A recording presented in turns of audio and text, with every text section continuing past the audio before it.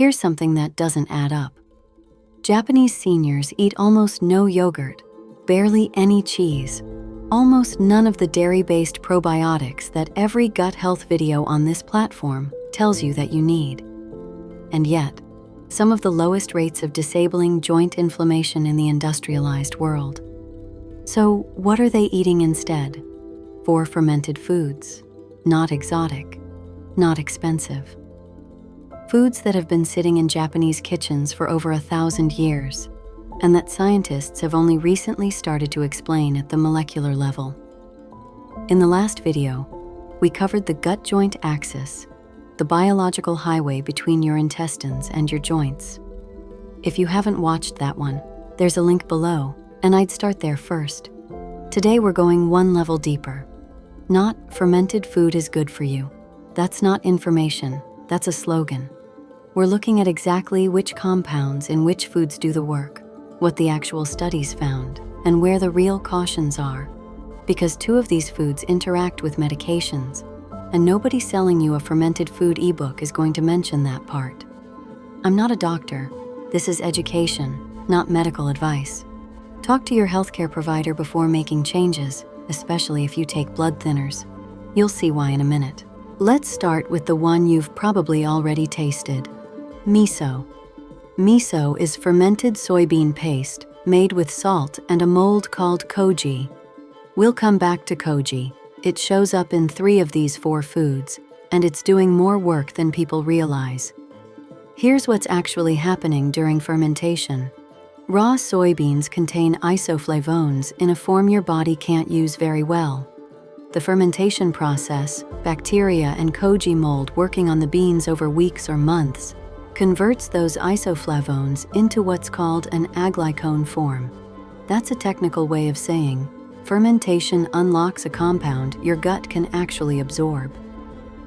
A study published this year looked at what happens when miso gets added to a Western-style diet. Researchers found it stimulated something called ILC3 cells, a type of immune cell that lives in your gut lining and helps maintain the barrier between your intestines and your bloodstream. Remember the gut-joint axis from last time? This is one of the actual mechanisms behind it. When that barrier holds, fewer inflammatory particles leak into your blood. When it doesn't, that's dysbiosis, and that's when the trouble starts. Separately, research out of Stanford, the same lab that ran the 10-week fermented food study we referenced in the last video, has documented that miso functions as a kind of probiotic, one that specifically targets a class of bacterial toxin called LPS, or lipopolysaccharide. LPS is one of the primary triggers of the exact intestinal inflammation that eventually shows up in your joints. Now, here's the caution nobody in the miracle cure corner of YouTube wants to bring up. Miso is salty. A tablespoon can run 500 to 700 milligrams of sodium. If you're managing blood pressure, and a lot of people over 60 are, that matters. The fix isn't to avoid miso, it's to use it deliberately. A teaspoon dissolved into a cup of hot water as a light soup once a day gets you the fermentation benefit without loading up on sodium the way a heavy bowl of restaurant miso soup will. This next one is going to sound strange if you've never encountered it. Natto. Fermented soybeans, but a completely different fermentation than miso. This one uses a specific bacteria, Bacillus subtilis, and the texture is famously sticky, stringy almost. It is, by a wide margin, the most polarizing food in Japanese cuisine. Most Japanese people either love it or can't stand it. But the research on natto is some of the most specific of any fermented food on this list, and here's why. Fermentation produces an enzyme called nattokinase that doesn't exist in unfermented soybeans. It only shows up after the bacteria do their work. A study published in Nature's Scientific Reports in 2023 found that natto consumption suppressed the progression of atherosclerotic plaque, the buildup in your arteries, in a large clinical trial, and the researchers noted the mechanism wasn't fully explained by natto's well-known vitamin K content alone. Something else in the fermentation process was contributing. Separate research on nattokinase specifically has documented anti-inflammatory activity connected to slowing several aging-related processes, not just cardiovascular effects, but a broader anti-inflammatory signature that overlaps with what we're talking about in the gut-joint connection. And that vitamin K matters here too. Natto is one of the richest food sources of vitamin K2 on the planet, far more concentrated than leafy greens, which mostly carry K1. Vitamin K2 plays a role in directing calcium to your bones instead of your arteries, which is a separate but related concern for a lot of people past 60 dealing with both joint and bone health at the same time. Now, the caution, and this one is not optional information. This is the kind of thing that actually matters. If you take warfarin or another vitamin K-dependent blood thinner, natto's vitamin K content can interfere with your medication's effectiveness. This isn't a minor footnote. Anyone on blood thinners needs to talk to their doctor before adding natto to their diet regularly. This is exactly the kind of caution that gets skipped in a video built to sell you a supplement, and it's exactly why we're not skipping it here. If the texture is too much for you, and it often is on the first try, natto is sold in small frozen packets in most Asian grocery stores, usually served over rice with a bit of soy sauce and mustard. Start with a quarter portion. Let your palate adjust before committing to a full serving. Tsukemono means simply pickled things. But there's an important distinction buried in that simple name. Some tsukemono are just vinegar pickled, no live bacteria involved, essentially like a quick refrigerator pickle. Others, traditional nukazuki, fermented in a rice bran bed for months or years, sometimes passed down through generations, are genuinely alive with lactic acid bacteria the same way sauerkraut or kimchi are. This is where the fiber piece comes in, which we haven't talked about yet on this channel but matters just as much as the bacteria itself.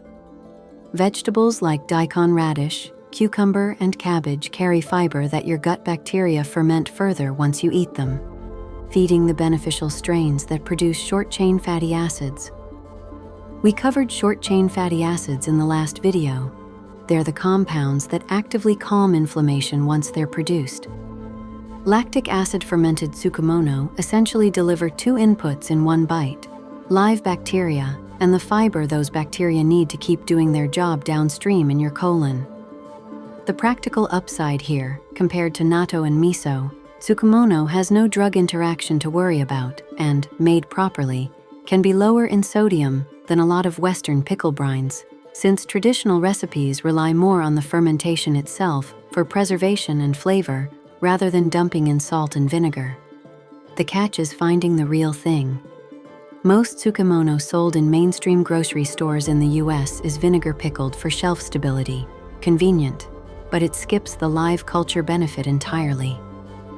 Look for refrigerated Tsukemono at a Japanese or Asian grocery, or check the label for unpasteurized. Pasteurization, like with any fermented food, kills off the live bacteria you're actually trying to get. We've mentioned koji twice already. It's in miso, and it's part of what makes natto's production process work in some traditional preparations. But koji deserves its own section because it's not really a food. It's a fermentation starter, made by growing a specific mold, Aspergillus oryzae, on rice or soybeans, and two foods built directly from koji, shio koji and amazake, are worth knowing on their own. Shio koji is a paste made from koji, salt, and water, used as a marinade and seasoning. What it does chemically: koji produces powerful digestive enzymes, especially amylase, that break down starches and proteins before you even eat the food. Marinate a piece of chicken or fish in shio koji, and the koji enzymes have already started pre-digesting it, which is part of why Japanese cooks have used it for centuries as a natural tenderizer, long before anyone understood the biochemistry behind it. Amazake is the sweet, mild, low-alcohol fermented rice drink made using the same koji process, and this is where the newest research is genuinely interesting.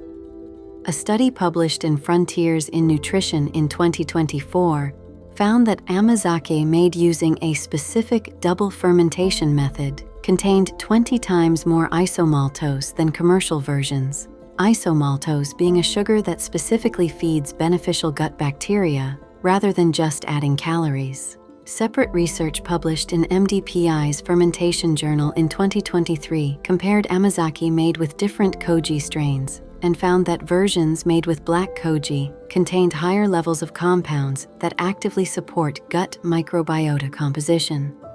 And here's a genuinely unexpected finding, the kind of thing that connects to something you wouldn't think was related at all. A clinical study on amazake found it improved subjective symptoms in patients, including muscle cramps. If you're over 60 and you've ever been woken up at 2 a.m. by a calf cramp that felt like it came out of nowhere, that's not a random coincidence to file away.